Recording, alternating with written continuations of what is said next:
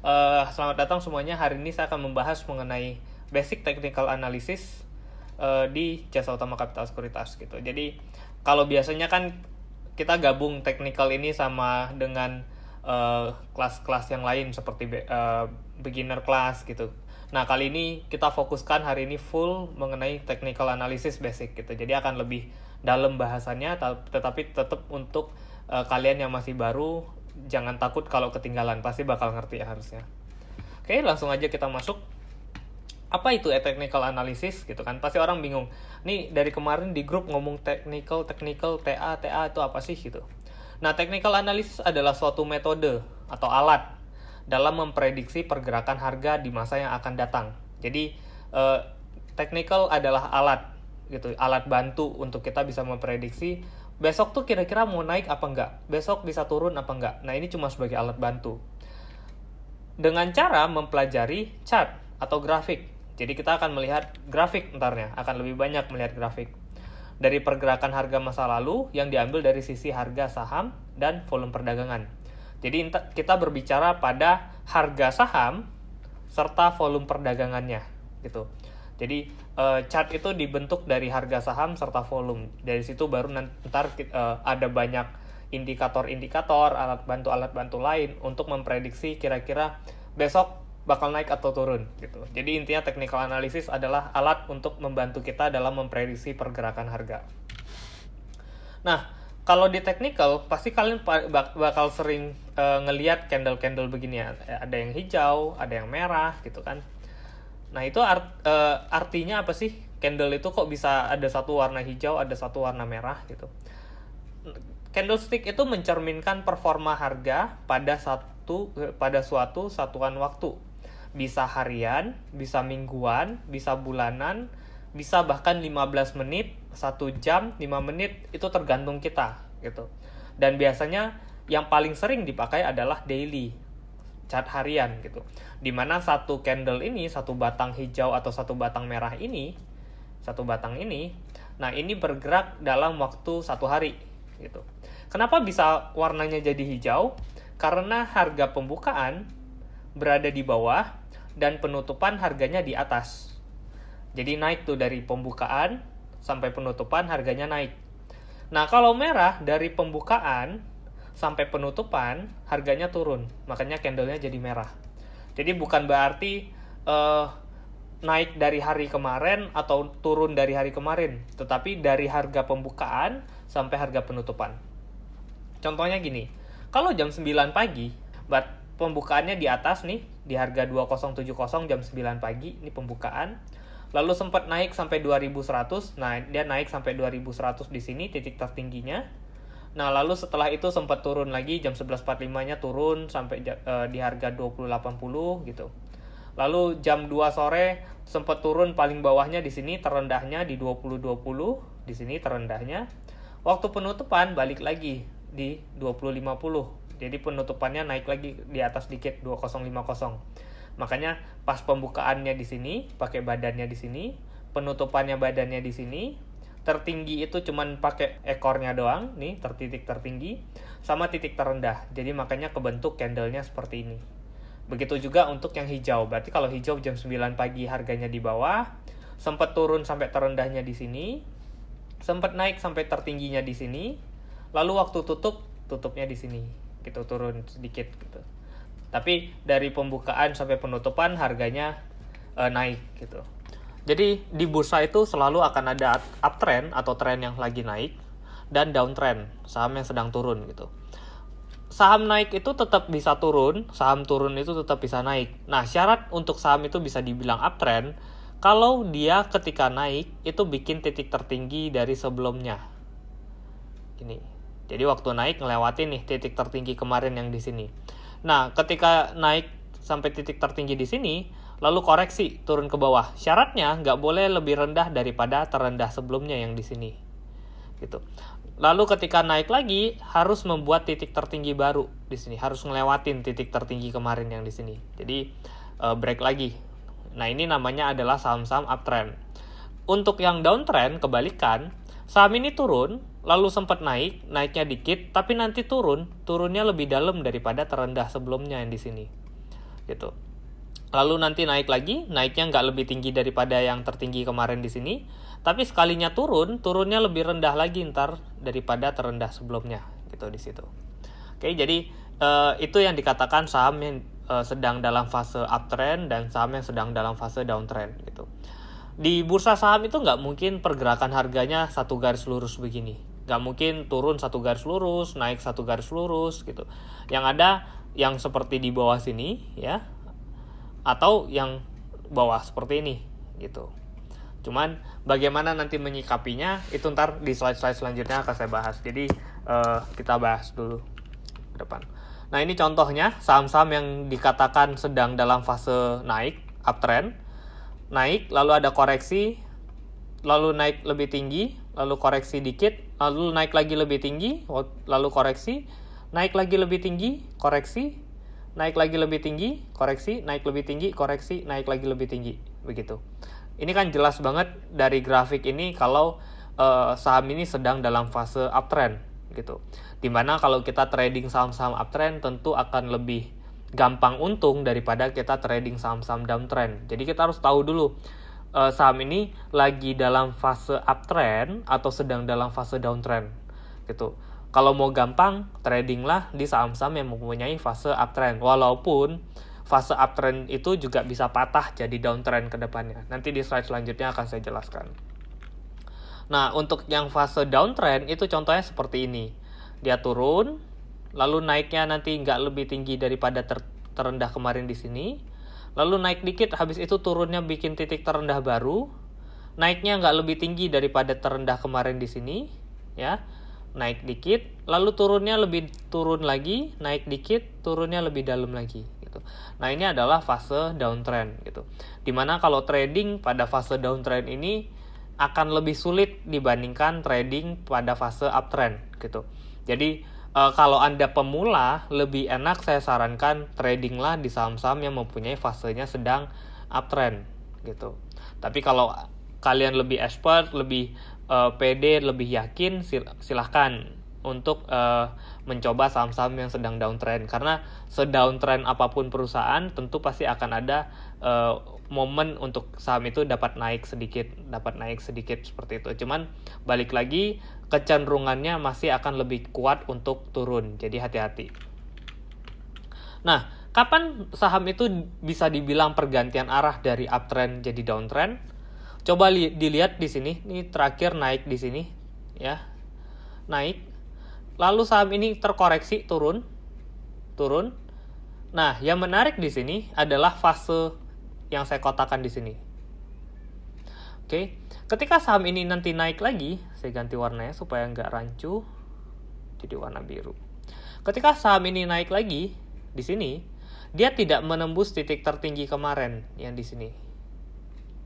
Oke, lalu turun, terkoreksi, naik lagi dikit, tapi di sini nggak nembus titik tertinggi kemarin yang di sini, nggak lewatin. Nah, yang ada dia menembus titik terendahnya yang di sini, di break, turun ke bawah. Ini adalah pergantian fase dari fase naik jadi fase turun gitu. Dimana kalau kita punya saham begini, ketika kita udah untung misalnya belinya dari sini misalnya, ya lebih baik waktu dia tembus di sini keluar dulu, take profit dulu. Itu. Karena fasenya sudah mulai patah, akan mulai masuk ke fase downtrend. Fase downtrend seperti apa? Dapat dilihat di sini fase downtrend. Turun dikit, naik dikit, lalu turunnya lebih dalam lagi. Gitu. Nah, ini untuk fase downtrend tadi. Jadi di sini sudah berubah ya dari fase uptrend jadi fase downtrend. Gitu. Nah, kenapa dia nggak bisa dibilang fase uptrend lagi waktu di kotak ini, di kotak yang pertama tadi di sini? Karena saham ini tidak naik membuat titik tertinggi baru, nggak lewatin titik tertinggi kemarin yang di situ. Yang ada sahamnya malah membuat titik terendah baru. Makanya saham ini dibilang saham-saham downtrend. Oke, untuk trend saya jawab dulu beberapa pertanyaan mungkin. Uptrend atau downtrend bisa dilihat per hari atau dilihatnya per minggu atau seperti apa? Tergantung kalian menggunakan chart apa. Seperti tadi yang saya bilang, chart yang kita gunakan, yang paling sering orang gunakan adalah daily. Kalau kalian pakai chart daily, ya pakailah chart daily. Jangan pakai chart daily terus digabungin sama chart weekly gitu. jika tarik garisnya dari daily, pakai daily. Kalau tarik garisnya pakai weekly, tetap di weekly gitu. Jangan diganti-ganti time frame-nya gitu. Tren tergantung jangka waktu yang kita lihat. Contoh 30 hari terakhir itu uptrend pakai time frame daily atau weekly. Namun dalam hari ketiga contohnya bisa jadi ada downtrend dalam jangka waktu per hari pakai time frame hourly. Nah, makanya ini yang tadi saya bilang, jangan diganti-ganti. Kalau udah pakai daily gitu. Kalau ganti jadi 5 menit, ya udah Anda berarti pakai dalam waktu 5 menit. Jangan dicampur, pasti bingung gitu. Kalau untuk trading mingguan harus pakai chart yang gimana? Trading mingguan pakai chart yang harian boleh. Seperti yang kalian lihat, yang saya kasih contoh ini, yang fase uptrend panjang ini dalam jangka waktu 1,5 tahun. 1,5 tahun. Gitu, 1,5 tahun saham ini terus masuk dalam fase uptrend. Dan dari sini sampai ke turun, itu juga waktunya sekitar 1,5 tahun. Dan sampai hari ini saham ini masih masuk ke fase downtrend. Jadi ya, saham pergerakan tren itu bisa jadi dalam jangka waktu yang cukup panjang gitu, walaupun pakai time frame-nya harian itu bisa jadi cukup panjang juga. Oke, kita lanjut lagi. Nah, lalu tren, kalau kalian udah tahu tren, ada yang namanya support dan resistance. Support itu apa? Support itu adalah merupakan level terendah dari suatu periode tertentu gitu. Jadi titik terendahnya, titik paling bawahnya gitu. Nah, support ini bisa dalam waktu sideways, harga mendatar, atau saham lagi uptrend tadi yang namanya saham lagi menguat, atau saham yang lagi downtrend atau yang sedang melemah. Contohnya begini. Ini untuk yang saham mendatar itu ibaratnya seperti rumah. Ketika kita berdiri di sini, maka lantai bawah ini adalah support, lalu atap di atas ini adalah resistance. Nah, ketika kita naik ke atas, keluar di sini, kita berdiri di sini, maka resistance ini akan menjadi support, di atap ini akan kembali menjadi resistance. Oke. Ketika kita naik tangga lagi ke atas, resistance ini akan jadi, ketika kita berdiri udah lagi di sini nih sekarang, resistance ini akan menjadi support, atap ini akan jadi resist. Begitu seterusnya. Jadi ketika naik sini, berdiri di sini lagi, nah resistance ini akan jadi support. Ini akan jadi resist. Gitu. Di saham juga sama. Contohnya seperti di sini, nih pergerakan harga saham. Ini kalau kita lihat sebenarnya pergerakannya mendatar. Kalian bisa lihat di sini, naik turunnya kelihatan. Ini resistance-nya di sini, di atas, ya. Di atas ini area resistance. Jadi saham ini cenderung ketika kena dekat-dekat area resistance ini kembali turun. Lalu ketika turun ke bawah, dekat-dekat di bawah masuk ke area support ini, mulai mantul. Ini area support kena, ini area support kena, ini area support lagi gitu. Jadi ini adalah area-area resistance dan area support, dimana kalau kita gabungkan kita dapat mengetahui kalau berarti bawah ini support nih, S-nya, ini bawah nih support, lalu atas ini nih resist. Nah, kalau saya bagaimana saya terapkan ini untuk trading plan saya, ya ketika saham ini dekat area support saya beli, ketika saham ini dekat area resistance saya jual, apalagi ketika dia kena resistance terus dia nggak bisa tembus, dia turun lagi. Nah, ini berarti saatnya saya bilang saham saya jual dulu karena sedang berada di area resistance gitu. Dimana nanti akan saya beli lagi di mana? Dekat-dekat area support lagi, dekat-dekat sini akan saya beli gitu. Nanti kapan dijual? Ya dekat-dekat atas ini saya jual gitu. Atau ketika dia tembus ini, di atas ini, berarti resistance di sini akan menjadi supportnya. Gitu. Ketika ini ditembus, maka ini akan jadi resistance lagi. Baru bawahnya ini supportnya. Nah, ketika dia tembus resistance di atas yang di sini nih ditembus, maka dia akan mencari resistance baru di atasnya lagi, atap barunya lagi tadi gitu. Nah, ini untuk pergerakan pada harga saham yang mendatar. Ini untuk yang support dan resistance yang tadi saya bilang. Support ini ketika ditembus, maka dia akan berubah jadi resistance. Gitu. Area resistance-nya naik, kena resistance, turun lagi. Nah, ketika resistance-nya ini ditembus, turun, naik, kena di sini, turun lagi. Pas ditembus di sini, maka resistance-nya akan berubah jadi support. Dan lalu dia akan mencari resistance baru di atasnya. Begitu juga untuk sebaliknya. Resistance ditembus jadi support, support ditembus jadi resistance. gitu. Jadi jangan bingung kalau ada yang nanya, kok supportnya di berapa? Berarti support itu harga bawahnya nih, yang kira-kira kalau kena di area support dia dapat kembali naik lagi. Begitu juga kalau ditanya, kok resistance di berapa? Berarti area atas ini, dimana kalau harga sahamnya nggak bisa nembus resistance-nya, maka ada kemungkinan kita akan jual dulu, take profit dulu, karena ada kemungkinan dia akan kembali ke area-area support. Gitu. Nah, support dan resistance itu juga bisa untuk saham-saham yang miring, atau yang lagi menguat atau lagi melemah, gitu. Contohnya seperti ini saham sedang menguat ya, lagi naik, kita bisa lihat semua, ini lagi naik banget nih sahamnya, lagi kelihatan naik. Nah, area supportnya di mana? Di sini, ini kelihatan. Ketika saham ini turun kena dekat-dekat area support, dia mulai naik lagi, turun lagi kena area support, dia naik lagi, turun lagi kena area support, dia naik lagi. Syarat untuk bisa narik garis support ini adalah dia harus mengenai 2 candle minimal, yang bawah 1, kena yang bawah sini 2 gitu. Nah, ketika 2 itu sudah mulai kena, jadi kita bisa tarik garis, tapi semakin banyak kenanya akan semakin baik gitu. Nah, di sini kita bisa lihat, kita bisa tahu, jadi kalau saham ini dia turun kena dekat garis biru, kita bisa beli. Karena kita anggapan ini berarti sudah murah, ada kemungkinan habis kena garis biru dia naik lagi gitu. Lalu kalau dia tembus kayak begini garis birunya, berarti trennya sudah mulai patah, yang tadi tren lain tadi, dia bikin titik terendah baru lagi tadi gitu. Nah, berarti dia sudah mulai patah, nggak bikin titik tertinggi baru, berarti kita bisa keluar dulu gitu. Sekarang saham yang sedang turun, ini kelihatan saham ini sedang turun, bikin titik terendah baru terus, lagi bearish ya. Ini kita dapat lihat, nah pergerakannya, titik terendahnya, lalu ke titik terendah selanjutnya, lalu ke titik terendah selanjutnya, lalu ke titik terendah selanjutnya, gitu. Jadi kita bisa tahu, kira-kira kalau dia dekat-dekat kena garis ini, ada kemungkinan dia mantul lagi. Ketika dia kena garis ini, ada kemungkinan dia mantul lagi. Ketika dia kena garis ini, ada kemungkinan dia mantul lagi. Jadi ini yang untuk menandakan kalau lagi tren turun, ada nggak garis supportnya? Ada, tetap ada, nggak harus pada area yang datar. Nah, sedangkan untuk resistance itu merupakan level tertinggi dari suatu periode tertentu gitu. Contohnya begini, ini lagi pada naik ya, yang tadi saya contohin, kan tadi kita lihat tadi bawahnya tadi yang di sini gitu. Nah, sekarang resistance-nya di mana? Tentu di bagian atasnya gitu, yang menyentuh minimal 2 kali candle tertingginya gitu. Jadi ada kemungkinan ketika dia mulai sentuh, dia koreksi dulu lagi sampai ke bawah, kena supportnya naik lagi, kena resistnya turun lagi, kena supportnya naik lagi. Jadi kurang lebih seperti itu. Nah, ketika saham yang tadi turun juga, itu ada resistance-nya juga.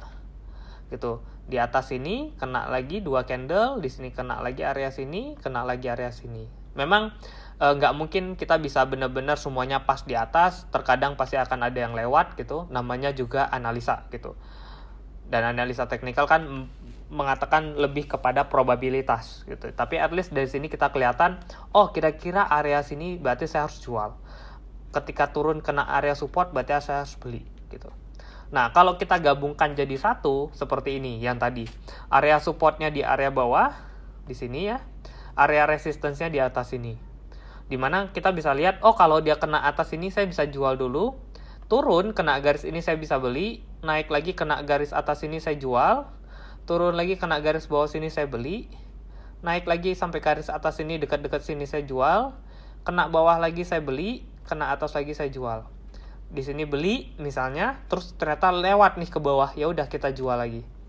Gitu. Jadi tetap kita punya trading plan-nya. Jadi jadinya kita trading itu terarah. Ini saham lagi naik nggak? Trennya lagi naik nggak? Kalau trennya lagi naik, waktu turun begini kita agak sedikit aman, nyaman lah setidaknya, karena cenderungnya nanti naiknya bisa lebih tinggi. Jadi agak nggak terlalu was-was dibandingkan saham-saham yang lagi downtrend seperti yang ini. Nah, yang downtrend tadi saya sempat bilang juga, downtrend pun kita tetap bisa trading gitu. Caranya gimana? Ya kita lihat garis resistance-nya, garis support-nya, kena area resist kita jual, masuk area dekat support, dekat-dekat area resistance kita jual, masuk lagi dekat-dekat area support, naik lagi kena resistance kita jual, masuk lagi area-area support, naik lagi dekat resistance kita jual gitu. Jadi tetap semuanya lebih terarah tradingnya. Jadi kita tahu tapi kita harus tahu ini lagi fase turun, lagi tren turun, berarti kecenderungannya turunnya lebih dalam gitu. Hati-hati trading yang saham-saham seperti ini, tentu akan lebih ngeri nih karena turunnya dalam banget dibandingkan naiknya cuma dikit doang. Nah, kayak tadi ada yang bilang, jangka waktunya nanti gimana? Jangka waktunya balik lagi, kalian masing-masing mau seperti apa? Kalian mau jangka panjang berarti time frame-nya harus lebih lebar, lihatnya jadi lebih luas. Kalau jangka menengah berarti trennya akan sedikit lebih pendek dibandingkan jangka panjang gitu. Atau jangka pendek yang benar-benar pendeknya doang di sini. Jadi di sini akan ada beberapa fase. Makanya orang jangka panjang nggak bisa digabungin sama orang jangka pendek, bisa berantem. Satu bilang beli, satu bilang jual. Gitu. Kenapa? Dapat lihat di sini, untuk jangka panjang ini naik nih trennya. Tapi kalau orang jangka pendek ngomong, nggak kok saham ini lagi turun, nggak menarik. Gitu. Makanya harus ada kejelasan, saya mau trading jangka waktu berapa lama. Gitu. Jangka pendek, jangka menengah, apa jangka panjang. Nah, kalau mau lebih gampang, ya kita analisa dulu secara jangka panjang saham ini lagi fasenya naik atau turun. Oke? Setelah jangka panjang kita analisa, kita pendekin jangka mediumnya naik atau turun. Nah, lalu yang terakhirnya jangka pendeknya naik atau turun. Gitu. Jadi kita tahu, saya mau jangka pendek aja gitu karena memang fasenya lagi fase turun. Jadi jangka pendeknya kemungkinan lagi kelihatan naik. Ya udah saya jangka pendeknya. Atau ini fase jangka panjangnya lagi naik, tapi secara jangka menengah dia lagi turun. Saya bisa ambil untuk jangka panjang, tapi ya saya harus tahan waktunya lebih lama dibandingkan kalau saya trading untuk jangka pendek, misalnya lagi di sini nih lagi naik, ya udah jangka pendek aja gitu misalnya. Oke, jadi balik lagi tergantung waktu yang kalian inginkan. Mau jangka panjang, jangka menengah, atau jangka pendek. Ada pertanyaan sampai di sini? Ini ada request untuk tarik garis dari artikel. Oke. Kalau actualnya seperti apa? Kita langsung praktek ya. Saya buka dulu internetnya. Kalau yang di desktop bisa buka di rti.co.id. Di atas sini ada chart nih. Klik aja chart, nanti akan muncul ke analitik bentuk chartnya. Oke. Muncul, loading bentar. Nah, ini muncul grafik harga sahamnya. Oke. Nah, kalau saya misalnya kita ambil yang lebih kelihatan deh, misalnya BRPT. Ini kelihatan banget soalnya grafiknya, lebih gampang saya jelasin gitu ngelihat. Nah, di sini kita bisa lihat secara jangka panjang, secara jangka yang sangat panjang ya. Maaf kalau agak kecil karena ini memang jangkanya sangat panjang. Saya bisa tarik garis kalau ini adalah saham yang sedang mengalami fase uptrend. Kelihatan? Ketika dia turun koreksi di sini secara jangka panjang, dia menyentuh garis bawah sini baru mulai naik lagi. Lihat kalau secara jangka panjang sekali, saham ini uptrend. Tapi kalau kita lihat dari sisi yang turun dalam begini, yang turun di sini, ya, yang turun ini, saya kasih warna merah karena turun. Ini fase downtrend. Kenapa downtrend? Karena saham ini turun, lalu naik dikit, lalu turun lagi lebih dalam. Lalu naik dikit, lalu turun lagi lebih dalam. Langsung aja gitu. Nah, ini fase dalam jangka waktu pendek, medium, saham ini mengalami fase downtrend gitu. Jadi tergantung kita mau lihatnya dari sisi mana gitu. Nah, kalau untuk fase medium, supportnya di mana? Kita tarik dari titik terendah ke titik terendahnya. Dari titik terendah sini ke titik terendah di sini. Oke. Nah, ini secara jangka mediumnya turun, bahkan lebih ditembus lagi gitu. Sampai menyentuh support long termnya. Gitu. Nah, ini untuk area supportnya. Area resistance-nya di mana? Ya, kita tinggal tarik lagi garisnya. Dari titik tertinggi ke titik tertinggi. Gitu. Nah, resistance-nya kurang lebih di sini nih. 1, 2, 3 gitu. Tapi di sini kan lepas lagi. Nah, ini mungkin ada tambahan resistance baru gitu. Di bawah sini ditambahin lagi ke sini. Nah, ini resistance yang baru. Jadi ada 2 resistance di sini ke sini dan di sini ke situ. Jadi ada 2 fase downtrend di sini. Downtrend jangka menengah ya, turun, jangka pendeknya lebih dalam lagi gitu.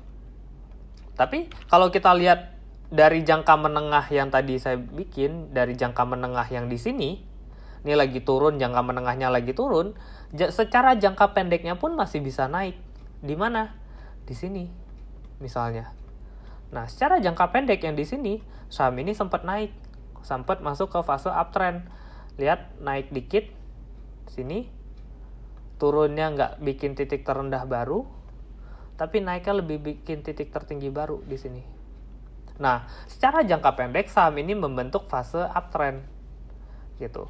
Cuma ketika dia turun, dia nggak bikin titik tertinggi baru, dia bikin titik terendah baru gitu. Nah, ini makanya jadi fase downtrend. Balik lagi, false break. Ini masuk ke dalam, ini turun ya, turun, baru ketika naik nggak bikin titik tertinggi baru, tapi sekalinya turun bikin titik terendah baru, menembus terendah sebelumnya yang ada di sini.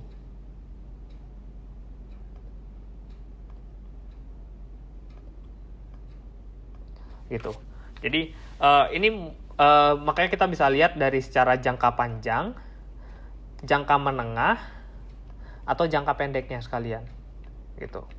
Jadi kita harus tahu, saya mau trading ini buat jangka menengah, jangka medium, apa jangka pendek. Oke? Terus ada pertanyaan, kalau short term, middle, dan long term, berapa lama kisarannya? Short term, middle, dan long term ya. Kalau long term, balik lagi seberapa panjang yang bisa kita lihat. Untuk medium term, biasanya ya, untuk medium term itu kisaran sebulan sampai setahun, itu bisa dibilang medium term. Lalu di bawah sebulan itu biasa bisa masuk ke short term gitu. Seperti ini dalam waktu short term ya, kayak gini. Yang terakhir dari bulan Mei ini saya bilang masuk dalam fase turun gitu, downtrend. Turun, naiknya nggak lebih tinggi, turunnya lebih dalam. Oh, belum lebih dalam, ini masih di area support nih berarti gitu. Horizontalnya di sini. Nah, ini masih di area support, dimana kalau saham ini masuk ke dalam fase turun, berarti dia nantinya akan menembus titik terendah baru, gitu. Tapi kalau saham ini bisa kembali menguat, ya at least dia bergerak dalam rentang waktu, dalam rentang sideways dulu, dengan resistance terdekat di sini, titik tertingginya kemarin. Gitu. Jadi di sini kita bisa jadiin bikin plan untuk trading. Oke, ini dekat-dekat area support, saya bisa beli dekat-dekat sini. Nanti dekat-dekat di sini saya area jual ya, dekat-dekat di area atas sini saya area jual. Gitu. Jadi kalau nanti ternyata saya beli tapi ternyata saham ini kembali turun menembus titik terendah baru, berarti akan saya jual nanti kisaran di area-area sini karena dia sudah tembus. Tapi kalau dia belum tembus, ya saya berharap dia kembali naik ke atas ya, ke area resistance-nya. Dengan di area situ nanti akan saya jual dekat-dekat sini. Kalau dia nanti tembus ternyata di area resistance-nya, berarti saya akan tarik ke area resistance terbaru tertinggi sebelumnya di sini. Gitu. Jadi kita tahu, oke, berarti resistance pertama di kotak ini nih, resistance pertama yang di sini nih, resistance pertama. Setelah resistance pertama ini ditembus, maka dia akan mencari resistance baru di atas sini ya, mengacu dari tertinggi sebelumnya yang di sini. Dengan catatan resistance di sini yang ditembus sudah menjadi area support. Dengan kalau saham ini nanti turun, ya area supportnya nanti di sini. Garis itu adalah garis support. Gitu. Area sini adalah area support. Nih. Oke. Apakah ada syarat dalam menarik garis S dan R? Apakah harus kena ekor atau badannya? Semakin banyak yang kena akan semakin baik. Gitu. Jadi misalnya seperti tadi, kapan saya narik garis ke badan atau ke ekor? Dapat dilihat di sini. Kalau saya tarik garis ke badan yang di sini, ini cuma kena satu doang badannya. Ya, nggak ada badan lain nih yang segaris sama ini. Tapi kalau saya tarik di ekor sini, kan kena ekor bawah. kena juga ekor yang di sini, kena juga ekor yang di sini. Ada 3 kali kenanya. Nah, karena 3 kali kenanya, jadi saya bilang oke, saya ambil yang di ekor. Tapi kalau badannya justru yang kena 3 kali, berarti saya ambilnya yang ke badan gitu. Dia terlalu ke bawah deh itu. Oke, yang di atas deh contohnya. Yang di atas. Nah, ini kalau saya tarik garis ini resistance-nya pakai area ekor yang di sini, maka saya nggak dapet nih, karena cuma ada 1. Tapi saya tarik garis di area badan yang di sini nih, badan di sini sama badan yang di sini, gitu. Jadinya masuknya 2, gitu. Makanya saya arahkan area resistance saya di area badan yang di sini, gitu. Next, indikator. Nah, dari tadi kita udah menentukan support dan resistance, kita sekarang menggunakan indikator.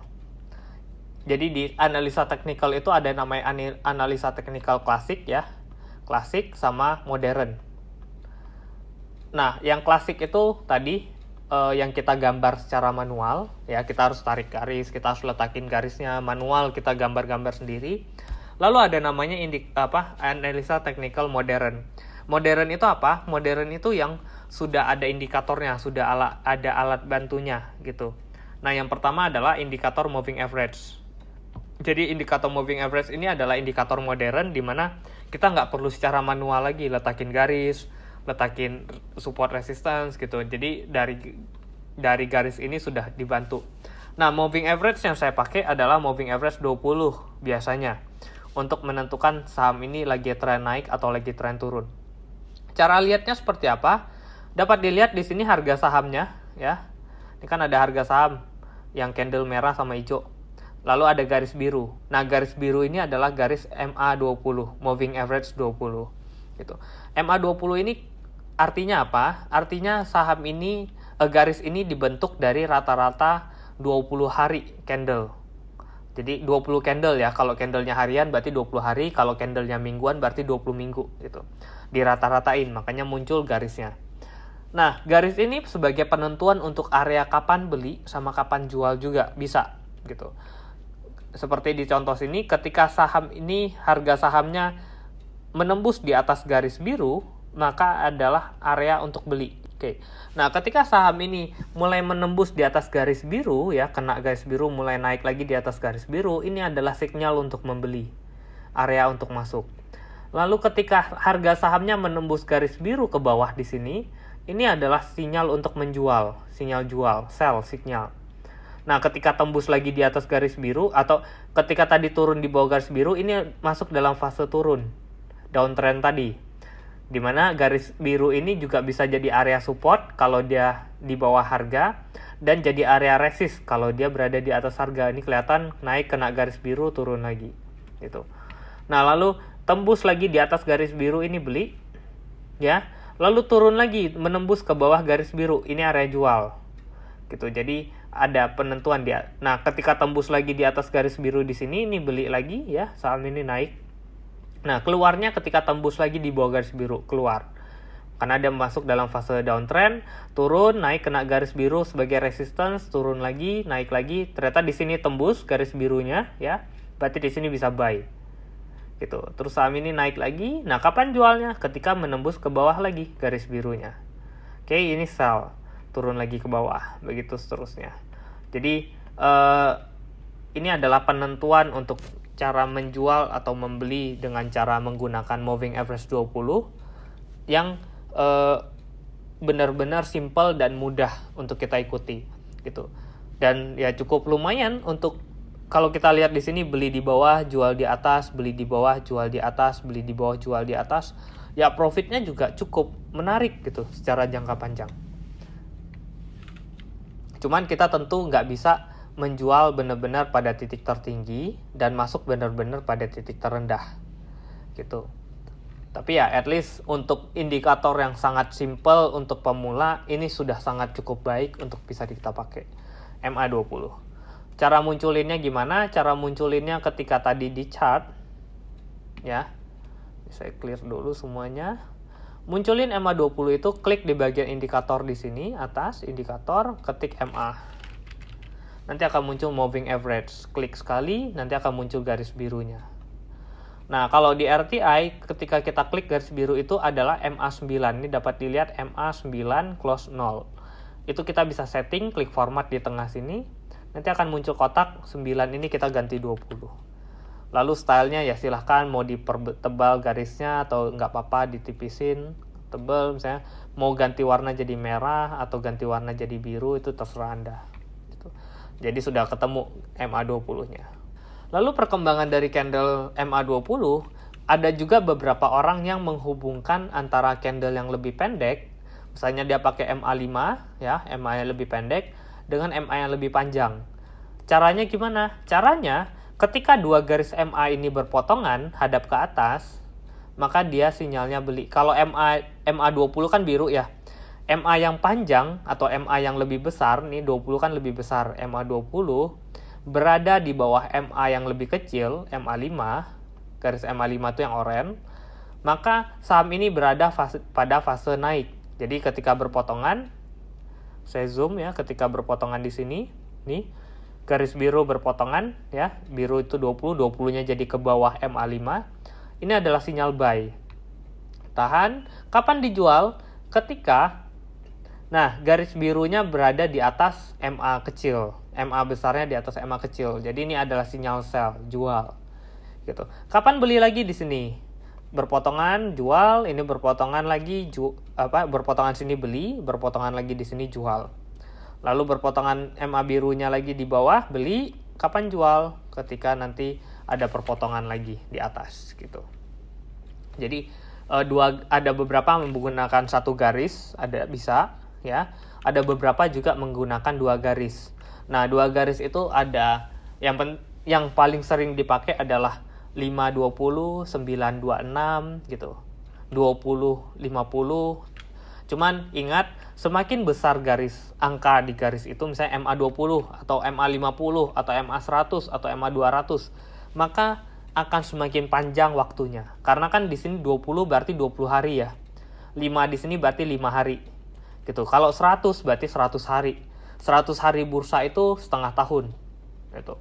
20 hari bursa itu untuk 1 bulan biasanya. 5 hari itu 1 minggu. Gitu. Jadinya harus disesuaikan. Jangan pakai MA yang terlalu besar tapi tradingnya jangka pendek. Salah.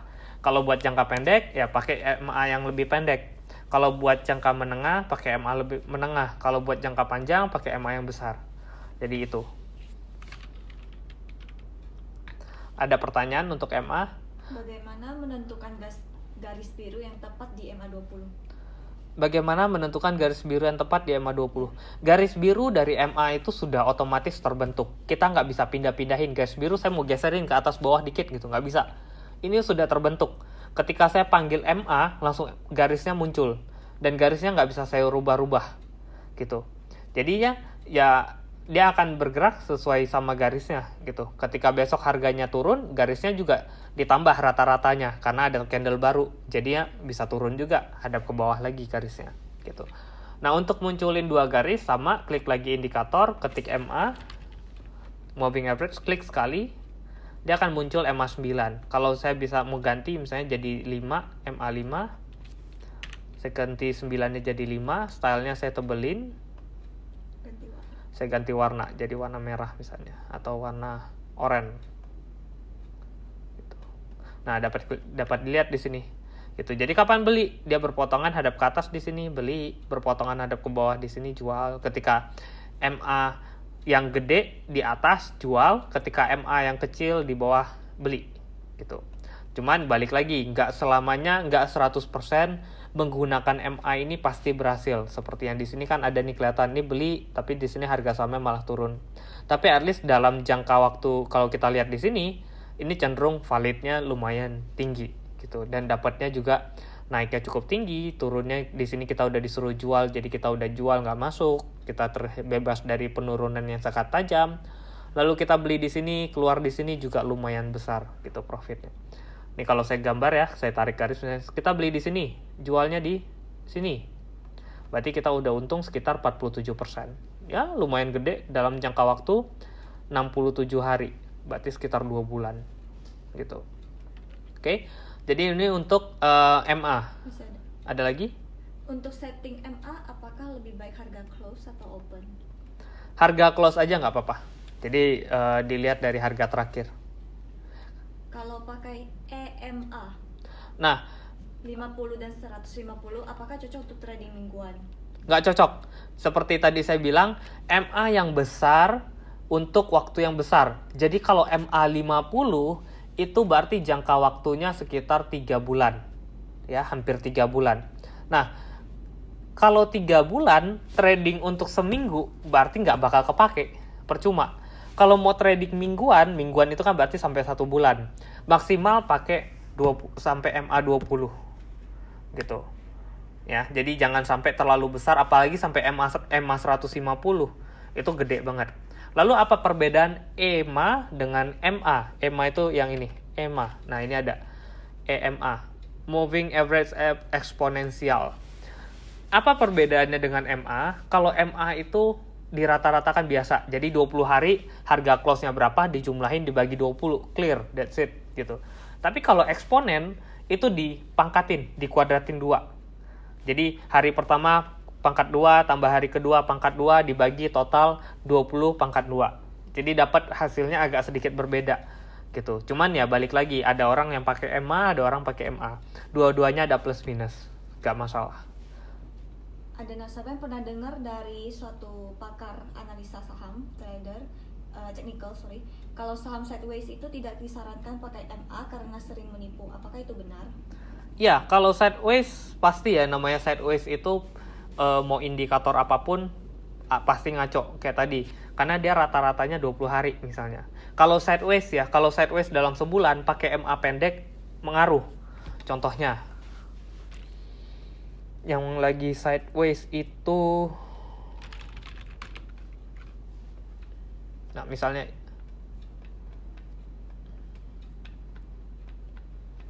saham ini lagi sideways.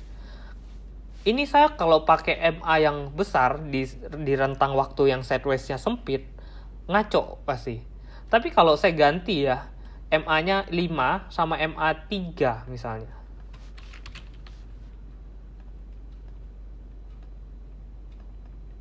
Dapat dilihat nanti pasti lebih valid. Kenapa? Karena waktunya sesuai. Gitu. Nah, kelihatan kan di sini buy, sell. Buy, sell. Lebih valid.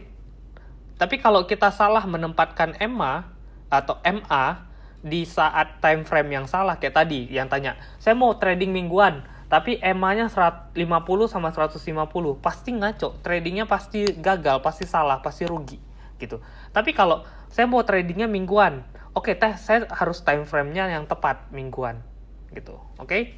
Jadi akan lebih untung. Jadi ketika di sini kan berpotongan hadap ke bawah. Oke, sell. Di sini buy. Buy. Di sini sell. Gitu. Di sini buy, naik, sell. Gitu. Dan sebelumnya juga.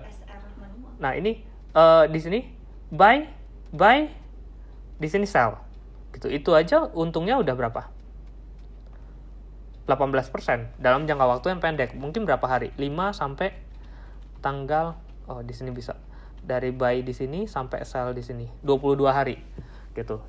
Menggunakan MA3 dan 5. Jadi balik lagi, mau menggunakan time frame pendek, tujuan trading jangka pendek, apa trading jangka menengah, apa trading jangka panjang. Itu harus disesuaikan. Itu kalian harus tahu dulu. Oke, next. Selain MA, ada namanya indikator stokastik. Stokastik ini indikator untuk menentukan saham ini sudah murah atau sudah mahal gitu. Nah, stokastik memberikan area overbought atau area jenuh beli dan area oversold, area jenuh jual. Sini, oversold dan overbought. Jadi dibilang kalau ini kan ada nanti ketika di stokastik ada angka 20 sama angka 80. Gitu. Dengan titik terendah itu 0, titik tertinggi itu 100. Oke. Nah, ketika garis ini berada di antara 80 dan 100, maka ini dibilang area jenuh beli, area overbought. Dan ketika garis ini berada di antara 0 sampai 20, garis ini dibilang murah atau area area jenuh jual atau oversold, ada kemungkinan bisa naik. Begitu juga kalau di atas. Jadi contohnya seperti ini. Nah, ketika saham ini dia tetap sama, ada 2 garis, kalau berpotongan hadap ke bawah artinya sell, berpotongan hadap ke atas artinya buy. Gitu. Nah, di sini kelihatan ya, di sini berpotongan hadap ke bawah, sell. Sahamnya juga turun. Nah, ini sell, terus di sini buy. Di sini sell, nah ini dapat kita lihat di atas. Nah, di sini sell dia turun, di sini buy dia naik, di sini sell tadi dia turun. Gitu. Nah, waktu di bawah sini lihat ada buy signal di sini ya, dia naik. Sampai di area sini dia jual, sell. Lalu turun sampai di mana? Di sini dia buy, di bawah sini dia buy dia naik gitu. Nah, sampai di atas sini dia sell. Jadi ini indikator stokastik untuk menentukan kapan area murah ya. Area murah itu area-area di bawah dan area mahal di area atas ini gitu. Untuk munculinnya itu tinggal klik di bagian tadi ya, indikator. Ini saya close dulu MA-nya. Klik di bagian indikator stokastik. Di sini ada stokastik, klik. Nah, nanti muncul garis-garisnya. Oke. Jadi di sini ntar akan muncul stokastiknya ketika berpotongan hadap ke bawah sini sell, berpotongan hadap ke atas ini buy. Nah, ini area bawah, ini garis di bawah ungu, berarti dia area murah, garis di atas ungu area mahal. Gitu, overbought dan oversold tadi. Di sini kita bisa kelihatan sell, buy gitu. Jadinya lebih nyaman kita trading karena kita punya ada arahan kapan kita membeli dan kapan kita menjual. Untuk stokastik ada pertanyaan? Di RSI juga ada overbought dan oversell. Apa perbedaan antara RSI dan stokastik dan kapan menggunakannya?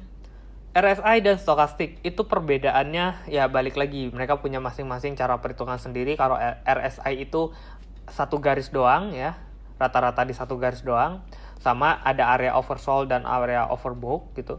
Tapi saya lebih senang menggunakan stokastik. Sebenarnya mereka sama-sama osilator, mereka dalam satu kelompok osilator, di mana itu sebenarnya kegunaannya sama. Jadi kalau kalian udah pakai stokastik, jangan pakai RSI. Kalau kalian pakai RSI, jangan pakai stokastik. Gitu. Cuma saya lebih senang menggunakan stokastik. Dan di materi kali ini saya nggak menjelaskan mengenai RSI. Cukup stokastik untuk kalian tahu.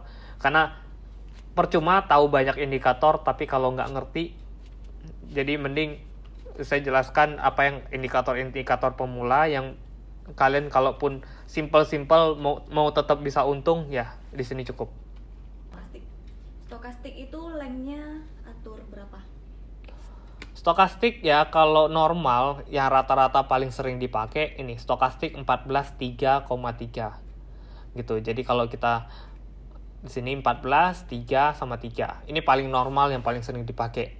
Cuma balik lagi tergantung kebutuhannya kalian gitu. Cuman kalau di RTI kalau kalian baru munculin stokastik kayak tadi itu grafiknya jadi ngaco banget nih kan, kayak gini jadi bingung nih pasti gimana. Nah, yang paling normal paling sering orang pakai adalah 1433. Kalian bisa pakai ini gitu. Nah, MACD adalah indikator yang menurut saya cukup baik karena selain dia memberi tahu kapan beli, kapan jual, MACD juga memberitahu trennya lagi tren bullish atau lagi tren bearish gitu. Ini MACD. Jadi MACD ini dapat dilihat ya. Ini apa dulu? Di atas 0. MACD ini kelihatan ada bar ke atas sama bar ke bawah. Dapat dilihat di sini ada 0. Saya zoom dulu. Nah, di tengah sini ada 0 ya, titik 0 adalah garis tengah yang menunjukkan bar ini nanti akan ke atas atau ke bawah. Lalu dia ada 2 garis merah dan biru gitu. Nah, cara bacanya kalau 2 garis merah dan biru ini di bawah 0 ya, di bawah 0 kayak gini, maka ini sahamnya sedang fase turun. Ketika 2 garis ini menembus di atas 0 seperti ini, maka saham ini sedang dalam fase naik gitu. Nah, dapat dilihat di sini. Kelihatan ya, ketika 2 garis ini berada di atas 0 ya, dia fasenya bullish, naik. Ketika di sini di atas 0, fasenya bullish. Di sini di atas 0, fasenya bullish. Nah, ketika di bawah 0, dan tadi saya bilang di bawah 0 di sini, ya, saham ini fasenya turun. Gitu. Kenapa? Karena dua garis ini berada pada area di bawah 0. Oke. Lalu MACD juga ada sinyal buy dan sinyal sell. Sinyal buy itu biasa orang bilang golden cross, sinyal sell itu biasa orang bilang dead cross. Nah, golden cross itu tadi sama berpotongan hadap ke atas ya. Kayak gini nih, berpotongan hadap ke atas. Nah, kalau dead cross berpotongan hadap ke bawah. Ini namanya dead cross. Jadi di sini adalah sinyal untuk jual, di sini adalah sinyal untuk beli. Ya, golden cross itu beli, dead cross itu jual. Sama seperti namanya golden ya, happy gitu. Dead kan mati gitu ya, keluar. Nah, di sini contohnya, ketika di sini saham ini di indikator MACD-nya berpotongan hadap ke bawah, ini adalah sinyal sell. Ya, sahamnya juga cenderung turun. Sampai ke di sini ada sinyal buy lagi ya, berpotongan hadap ke atas, ya sahamnya cenderung naik. Gitu. Tapi karena dia fasenya di bawah 0, jadi fase downtrend, jadi kecenderungannya masih cenderung berat untuk naik dan kemungkinan lebih besar untuk turun.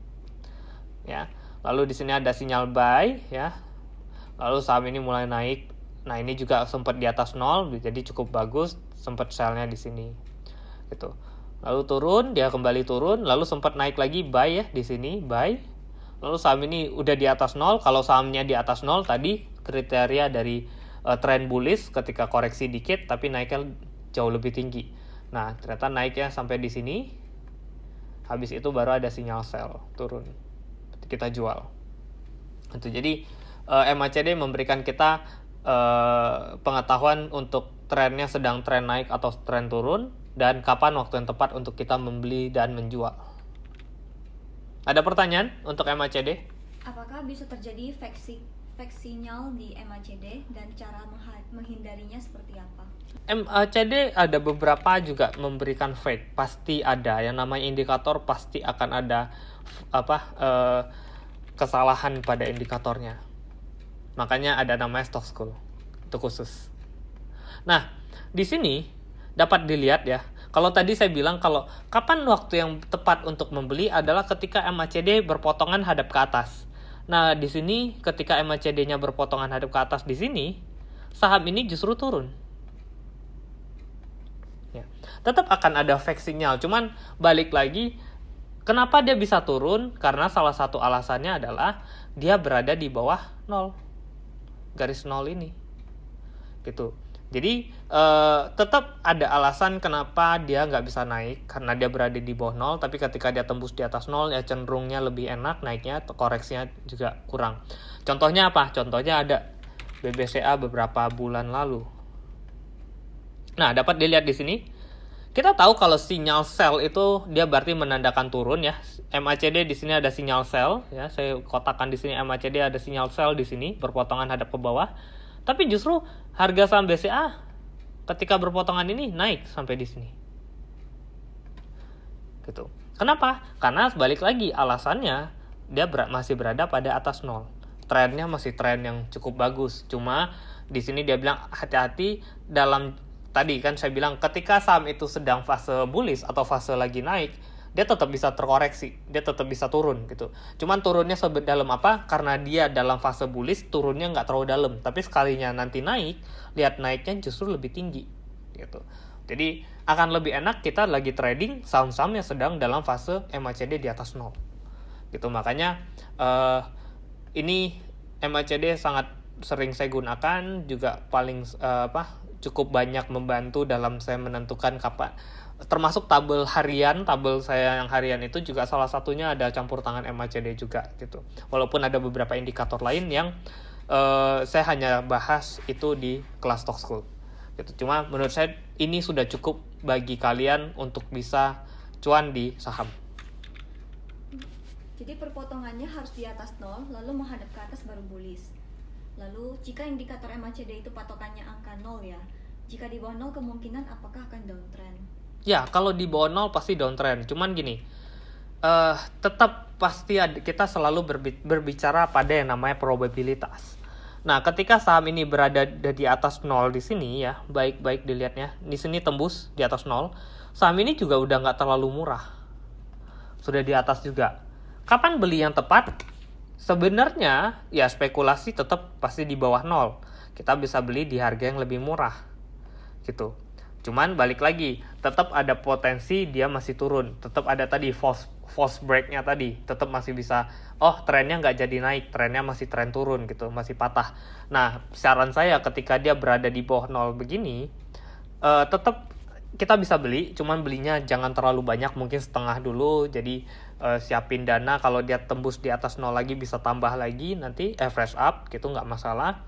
Tapi kalau sama jaga area supportnya. Sama ini kan kelihatan nih kalau kita lihat ya di sini. Ini berpotongan hadap ke atas, berarti yang kita kira-kira beli. Nah, secara tren ini naik, oke, bagus, turun. Lalu naiknya di sini lebih tinggi ya. Oke, bagus ya. Lalu kembali turun. Nah, yang berbahaya adalah dia tidak membuat titik tertinggi baru, yang ada malah membuat titik terendah baru di sini. Trennya patah. Ya kan, kalian bisa lihat di sini bikin titik terendah baru, naik lagi lebih tinggi, naik lagi dikit, terus tembus lagi di sini, titik terendah baru lagi, melewati terendah yang di sini.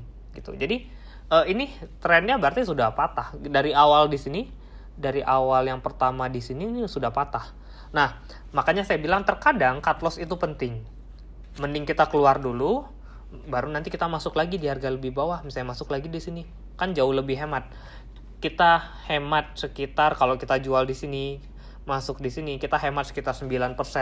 Which mean kalau kita mau beli 100 juta, kita hemat 10 juta. Kalau di sini kita masuk 100 juta, kita baru di sini balik lagi ke sini ya, baru balik nih 100 juta. Tapi kalau di sini kita potong dulu, kita masih punya uang 100 juta, kita beli lagi dekat-dekat sini, di sini ya mungkin bisa jadi 110 juta atau bahkan 105 juta juga masih dibilang untung gitu. Jadi balik lagi, disiplin dalam menentukan kapan harus keluar, kapan harus masuk, itu penting. Ada request grafik MACD untuk Telkom. Untuk gambar saham mungkin saya akan nggak terlalu banyak, tapi ini pertama boleh ya. Saya lebih mementingkan konsepnya. Nah, Telkom dapat dilihat di sini. Ini saham sedang sideways sebenarnya. Jadi balik lagi, saham sideways itu nggak terlalu bisa kita pakai untuk saham yang medium term gitu. MACD ini untuk medium term. Jadi kalau untuk short term saya biasa menggunakan stokastik misalnya. Ya, stokastik bisa digunakan untuk short term. Lihat di sini sell ya, kemarin di sini sell, di sini buy ya, untuk Telkom. Nah, ini masih mengarah hadap ke atas. Gitu. Ya, memang sedikit lagi masuk ke area overbought ya, area overbought, teman, masih belum ada tanda-tanda dia berpotongan hadap ke bawah seperti yang di sini. Seperti yang di sini gitu. Jadi ya sementara masih bisa ditahan, atau kita munculin MA-nya tadi. Kita munculin MA-nya. MA, moving average. Nah, karena di sini tadi saya bilang saham ini bergerak dalam jangka waktu yang singkat, pendek, saya ganti MA-nya jadi MA3 misalnya. 3 lalu sama MA5. Ganti warna, oranye. Yang ini birunya saya tebelin. Oke. Nah, sama. Di sini juga berpotongan hadap ke bawah, di sini mulai berpotongan hadap ke atas. Berarti ya di sini masih bisa kita tahan, masih bisa kita hold. Karena belum ada tanda-tanda dia terkoreksi hadap ke bawah. Dari beberapa indikator yang dijelaskan, berapa banyak indikator yang harus dipakai untuk menentukan buy or sell? Kombinasi indikator apa yang bagus, terutama untuk tabel saktinya Pak Kris? Tabel sakti khusus saya jelasin hanya di Stock School ya, maaf. Cuman seberapa banyak indikator yang harus kita pakai. Jadi kita harus tahu, kayak tadi saya bilang, indikator itu punya pengelompokannya masing-masing. Jangan sampai kita ketimpa-timpa gitu. Kayak tadi, stokastik gabung sama RSI, ntar gabung lagi sebenarnya sama tuh penggunaannya. Nah, itu jadinya nggak valid. Bukan nggak valid, tetap valid tapi nggak guna karena semuanya sama, menunjukkan sama. Kenapa saya jelaskan stokastik? Kenapa saya jelaskan MACD? Karena stokastik untuk jangka pendek, MACD untuk continuous apa nggak, jangkanya lebih panjang gitu. Jadi itu bisa digabung. MACD, stokastik itu bisa digabung, MA20 itu bisa digabung gitu. Untuk kalau MA20 kan dia langsung masuk ke dalam trend ya ke dalam tabel. Jadi kita bisa tahu area supportnya, resistnya di mana gitu. Nah, kayak gini kan kita bisa lihat area resistnya di sini, ini area resistnya. Ketika tembus ini jadi area supportnya gitu. Nah, jadi kalau dalam jangka pendek kayak gini ya mungkin kita bisa menggunakan tadi MA yang lebih pendek, MA3 atau MA5 untuk menentukan area supportnya untuk jangka yang lebih pendek gitu. Cuman ya at least tapi untuk gabungan ya silakan coba-coba sendiri ya, karena di sini kelasnya untuk basic dulu, pahami dulu bagaimana support resist, lalu indikator-indikator yang mudah yang sebenarnya dari sini kita juga udah bisa untung secara cukup lah gitu daripada pusing. Indikator MA, MACD mungkin cocoknya untuk jangka menengah dan panjang ya kok. Untuk jangka pendek atau bahkan trading harian mending pahami support dan resistance-nya. Ya bisa menggunakan support dan resistance gitu. Cuman ada beberapa trik lagi sebenarnya gitu. Cuma at least saya nggak mau bikin kalian jadi trader secara jangka pendek, tapi kan tujuan kita invest di saham kan untuk jangka panjang, ya nggak? Cuma at least kapan masuknya. Kalau untuk jangka panjang, saya nggak mau jual-jual, tapi saya mau beli terus tiap bulan. Nah, kapan beli? Waktu yang tiap bulan masuk pas ketika dia berpotongan hadap ke atas ini. Jadi kalau sinyal jualnya ya udah nggak usah diperhatikan gitu. Waktu masuk aja. Jadi misalnya kayak saya mau beli BRI misalnya. Kapan waktu yang tepat untuk saya masuk BRI tiap bulan? Ketika dia berpotongan hadap ke atas sini beli. Terus kapan beli lagi di sini beli gitu. Jadi waktu di sini berpotongan hadap ke bawah jangan beli dulu. Kalaupun punya uang stop dulu, jangan dibeli gitu. Kapan beli? Nih berpotongan hadap ke atas baru beli. Karena kalau kita beli di atas ini kita hemat nih. Hemat 40% gitu. Kita bisa beli dengan harga yang murah gitu. Masuknya pas di berpotongan hadap ke atas. Lagi berpotongan hadap ke bawah jangan dibeli dulu. Gitu. Jadi lebih enak. Nah, waktu saham ini lagi naik-naiknya juga begini nih. Kita bisa lihat kapan waktu yang tepat untuk kita invest BRI di sini. Ketika dia berpotongan hadap ke atas, masuk. Ketika dia berpotongan lagi hadap ke atas, masuk. Ketika dia berpotongan lagi hadap ke atas, masuk. Kalau punya dana, kalau nggak punya dana, lihat tunggu sampai ke fase yang punya perpotongan hadap ke atas. Di sini masuk gitu. Nah, waktu di sini lagi turun-turunnya, jangan masuk dulu. Kenapa? Karena di sini juga masih turun. Gitu. Kapan masuknya? Ketika dia mulai masuk membentuk perpotongan hadap ke atas di sini. Nah, ini baru masuk. Kita bisa dapat di harga yang lebih murah. Masuknya di sini dibandingkan kita masuk di atas sini. Gitu. Jadi lebih santai kita trading, dan karena ini chartnya daily, kalian nggak perlu sambil kerja sambil mantau grafik, nggak perlu panik gitu. Pulang malam istirahat, mandi, selesai udah malam mau tidur atau punya waktu luang, lihat deh hari ini grafik saya hadap kemana ya? Oh masih belum ada sinyal jual, ya udah saya masih bisa tahan, berarti untuk BRI saya clear, that's it gitu. Jadi kalian nggak perlu pusing-pusing, nggak perlu waktu kerja itu harus lihat di HP mulu gitu, jagain yang ada kan dapat SP itu. Apakah indikator tadi, beberapa indikator yang dijelaskan tadi cocok untuk yang suka curi-curi di saham gorengan? Bisa juga, cuman ya balik lagi, MACD ini kan buat jangka yang menengah ya. Kalau gorengan itu kan bisa dalam jangka pendek itu terjun banget, jadi agak sedikit berbahaya. Kan tadi saya udah bilang kalau buat jangka pendek mending pakai stokastik gitu. Ini akan lebih pendek. Nah, kalau menggunakan stokastik ya silakan, cuma balik lagi yang namanya gorengan pasti akan sangat berbahaya kalau kita membeli dan nggak punya basic gitu. Jadi hati-hati sekali, karena lihat ya di sini, ini saham ini bisa turun dari sini sampai ke sini 65% dalam jangka waktu 53 hari. Ini masih mending. Ada beberapa saham bahkan yang lihat kayak gini nih. Ini bisa turun dari sini sampai ke bawah ini, turun 80% hanya dalam waktu 10 hari. Nih. Dalam waktu 10 hari, saham ini turun sebanyak 80%, 77%. Jadi, yang punya saham ini ya 10 hari dari 100 juta sisa 20 juta. Gitu. Nah, sedangkan kalau kita lihat MACD-nya, MACD baru berpotongan di sini nih. di sini. Saham ini sudah sempat turun dulu. Sebanyak berapa persen satu hari ini? Sebanyak 14%, 13%. Biasanya trader pemula kalau udah minus 13%, mereka pasti bilang tunggu aja deh, gak apa-apa gitu kan, karena nggak ada dasar. Nah ketika dia tunggu, besoknya oke, naik nih, dia pikir berarti besok bisa naik lagi. 2 hari kemudian ternyata turunnya lebih dalam. Udah begitu pasti pada bilang udah deh, kepalang basah, tahan aja. Nah tahan, turun 80-70%. Bahkan sampai hari ini saham ini jauh lebih rendah daripada sebelumnya. Sampai hari ini saham ini udah turun sebanyak 96%. Bayangkan kalau kita punya uang 100 juta beli saham ini, sisa sekitar 5 juta. Gitu, sisa sekitar 3 jutaan nih. Saya pasin titik segini sampai hari terakhir di sini. Sisa cuma 2 jutaan, ya, sisa cuma 2 jutaan gitu. Jadi hati-hati bermain saham gorengan. Makanya di grup saya nggak pernah ngomongin saham gorengan, dan kalau ada yang ngomongin gorengan, saya biasa bisa agak sedikit sensitif kalau singgungnya gitu. Kalau saya mau trading hanya weekend, Jumat sampai Minggu, indikator apa yang paling pas digunakan? Stokastik. Jumat sampai Minggu itu gimana? Jumat sampai Minggu. Ya berarti kan maksudnya Senin sampai ini ya, Senin sampai Jumat atau Jumat sampai Senin.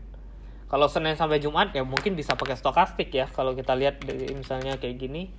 Nah, stokastik kan dalam waktu berapa hari ini bisa nih. Buy di sini. Nih, buy di sini nih. Buy di sini tanggal 18, jualnya tanggal 5. Ya 2 minggu juga sih. Cuma balik lagi, kalau bisa penentuan beli dan jual selalu mengikuti trading plan gitu. Jangan sampai saya trading Senin sampai Jumat, padahal sebenarnya indikator belum jual, kita udah jualan duluan, besok terbang, kita beli, akhirnya turun, nyangkut, jadinya jadi ngaco tradingnya. Selalu harus ada alasan kapan kita beli, kapan kita jual, gitu, akan lebih baik. Sideways maksudnya apa ya? Sideways itu nggak naik nggak turun, kayak gini nih terakhir nih. Nah ini kan batasnya kelihatan, terendahnya di sini, tertingginya di sini. Nah saham ini cuma bolak-balik tok. Nah ini namanya sideways. Oke, terima kasih semuanya telah mengikuti sampai akhir. Mohon maaf jika ada yang salah. Semoga apa yang saya jelaskan dapat berguna bagi kalian semua untuk trading dan menentukan kapan waktu yang baik untuk saya membeli saham-saham investasi saya gitu, untuk yang jangka panjang. Oke, mungkin kalau ada beberapa pertanyaan bisa nanti langsung kita bahas di grup ya, di Telegram, kalian bisa tanya gitu. Dan terakhir, semoga cuan.